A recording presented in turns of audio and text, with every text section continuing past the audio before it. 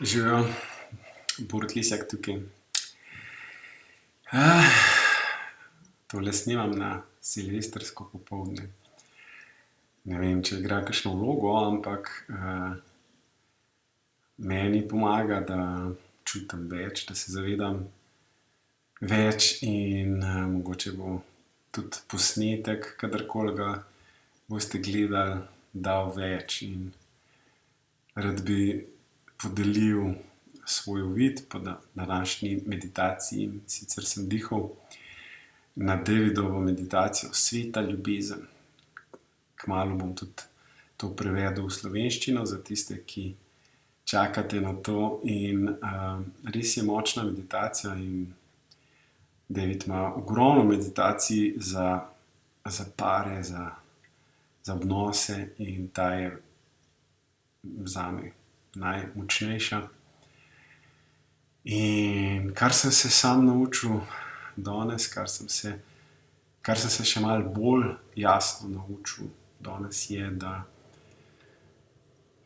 so skoraj vsi moji problemi v življenju povezani s tem, da sem podedoval družinski vzorec, da ljubezen ni varna.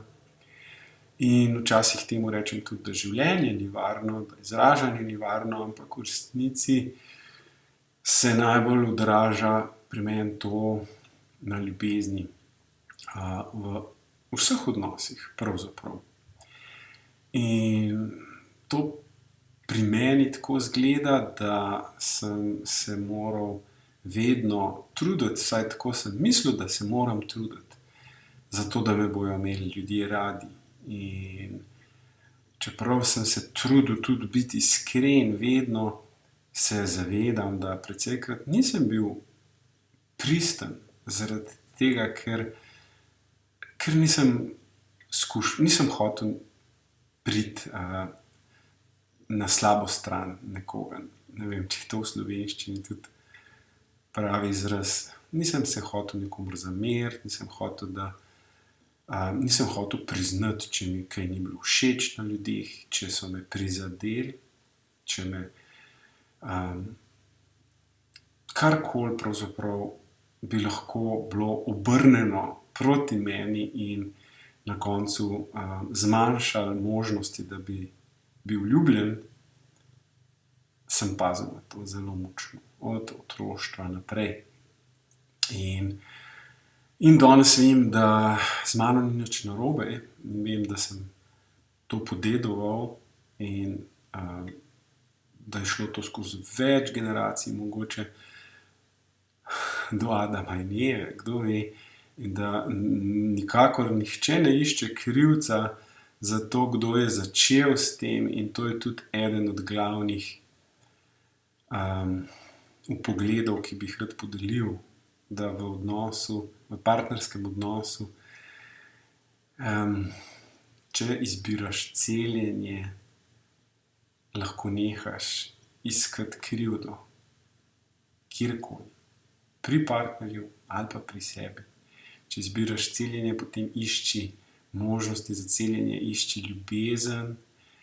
In to ne rečem v smislu zanikanja, v smislu, da takrat, ko najbolj trpiš, se delaš, da ne trpiš, pred seboj, pred drugimi, popiješ malo šampanjca ali pa se na kakršenkoli način skriješ pred bolečino. Sploh ne, nikakor ne govorim o tem.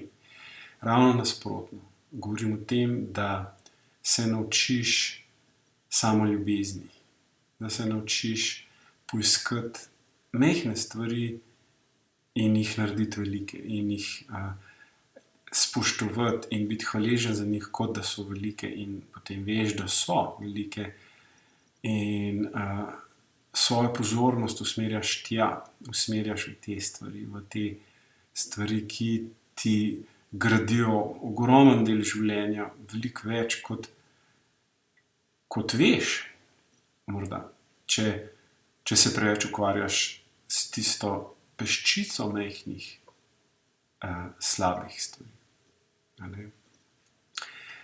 Vsak za sebe ve, dokler se skrivamo pred bolečino, je morda ta slika malo nejasna. In ko se enkrat izberemo celjenje in začnemo zaupati si, začnemo ustvarjati zaupanje v svojem srcu, zaupanje v svojo lastno moč ljubezni, moč sprejemanja, moč celjenja, kakorkoli temu rečemo,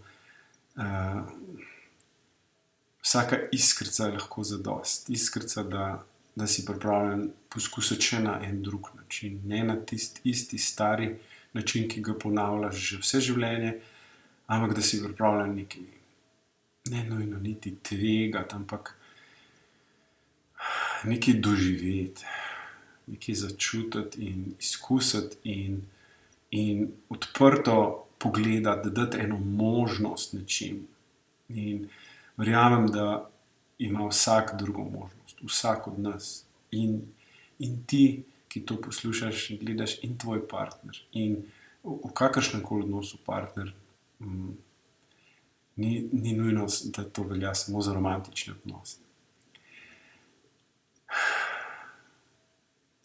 Upam, da je prišlo kaj skozi na duhovni ravni, na ravni izza uma, tam, kjer ni treba dokazovati in primerjati.